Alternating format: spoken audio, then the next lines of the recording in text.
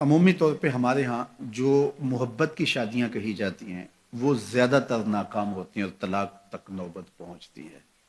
اس کا سبب کیا کہ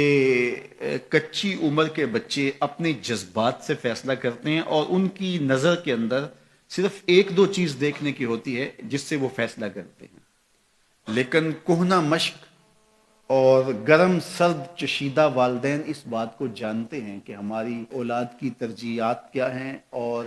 جو ہے وہ ازدواجی زندگی کیسے خوبصورت گزرتی ہے۔ اس لیے وہ جو فیصلے کرتے ہیں وہ فیصلے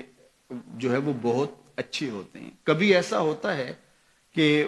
اولادوں کو اللہ تعالیٰ فہم، فراست اور عقل و خرد کی فراوانیاں نصیب کر دیتا ہے اور والدین واقعتاً فہم اور سمجھ میں اس مقام پہ نہیں ہوتے، تو سعادت مند اولادیں اس وقت بھی اپنے والدین کو شامل کرتی ہیں اور ان کے فیصلے اچھے بھی ہوتے ہیں۔ لیکن عمومی طور پہ ہوتا ہے کہ چاہے وہ اسکول، کالج اور یونیورسٹی میں نہ بھی گئے ہوں والدین، لیکن ان کے تجربات عملاً جو ہیں وہ زیادہ ہوتے ہیں۔ اسی لیے فرمایا گیا سید عائشہ رضی اللہ تعالیٰ عنہ سے مروی روایت ہے، ایما امرأۃ نکحت بغیر اذن ولیہا فنکاحها باطل فنکاحها باطل فنکاحها باطل، 3 مرتبہ فرمایا جو خاتون اپنے ولی کی اجازت کے بغیر نکاح کرتی ہے اس کا نکاح باطل ہے، اس کا نکاح باطل ہے، اس کا نکاح باطل ہے۔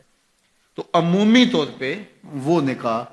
جو ہیں وہ ناکام ہو جاتے ہیں، اس لیے کہ وقتی جذبات سے وہ رشتے جڑتے ہیں اور وہ ایک خاص عمر تک وہ جذبات ہوتے ہیں، لیکن اس کے بعد وہ رشتے ٹوٹ جاتے ہیں۔ ماں باپ کو پوری ترجیحات اور پوری زندگی کے سارے نشیب و فراز کا علم ہوتا ہے اور وہ ساری چیزیں سوچ سمجھ کے کوئی چیز جو ہے وہ طے کرتے ہیں۔ اس میں بعض کا ایسا بھی ہوتا ہے کہ والدین بچوں کی ترجیحات دیکھے بغیر اپنی خواہش کو مقدم کر لیتے ہیں، تو یہ چیز بھی تناؤ کا سبب اور طلاق کی نوبت تک پہنچا دیتی ہے۔ یعنی بعض کا ماں باپ کو ضد ہوتی ہے کہ میں اپنے رشتہ داروں میں ہی اپنے بچے کا نکاح کرنا ہے اور وہ بیٹی جو ہے اس کا مزاج نہیں جڑ رہا ہوتا، تو یہ خواہش اچھی ہے، لیکن اگر ان کی زندگی تلخ ہوگی تو اپنی خواہش کو اولاد کے لیے قربان کرنا ہوگا۔ بہرحال جو بھی ذرائع ہیں طلاق کے، جو بھی اسباب ہیں، محرکات ہیں، نتیجہ اگر طلاق تک پہنچ جائے، مرد کو پھر بھی اس کی مردانگی روک رہی ہوتی ہے اور عورت بلا جھجک جب وہ جذبات میں آتی ہے تو وہ طلاق مانگنے میں دیر نہیں کرتی، اور بہت ساری طلاق جو جذباتی ماحول میں ہوتی ہیں اس میں قصور خاتون کا ہوتا ہے کہ وہ طلاق مانگتی ہے۔ تو عورت کو کبھی بھی طلاق نہیں مانگنی چاہیے، ہاں اگر واقعتاً اس کا استحقاق بنتا ہے، وہاں زندگی گزارنا مشکل ہو گیا ہے، تو وہ عدالت میں رجوع کر کے خلا لے سکتی ہے۔ لیکن یہ عورتیں جو ڈٹ جاتی ہیں کہ ٹھیک ہے مجھے بھی فارغ کرو، میں ایک لمحہ اس گھر نہیں رہنا چاہتی، یہ گھر میرے لیے جہنم ہے، اور یہ اس کی بہنوں کے سامنے، اس کے بھائیوں کے سامنے، اس کے خاندان والوں کے سامنے اس کو یوں للکار رہی ہوتی ہے، تو پھر وہ طلاق دے دیتا ہے۔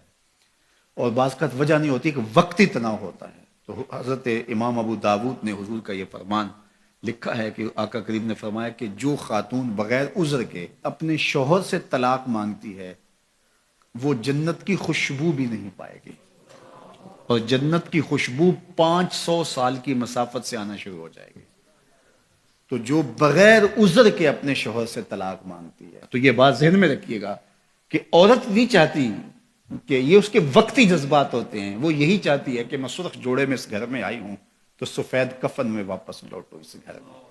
اور عورت کی آرزو ہوتی ہے کہ میرا شوہر جو ہے وہ مجھ کو جو ہے وہ خود اپنے ہاتھوں سے جو ہے وہ لاحد میں اتارے۔ میرے حضور صلی اللہ علیہ وسلم نے عورت کے اس جذبات کا لحاظ کرتے ہوئے ایک دن سیدہ عائشہ سے کہا کہ عائشہ اگر تو انتقال کر جائے میں تجھے خود کفن دوں، خود لاحد میں اتاروں۔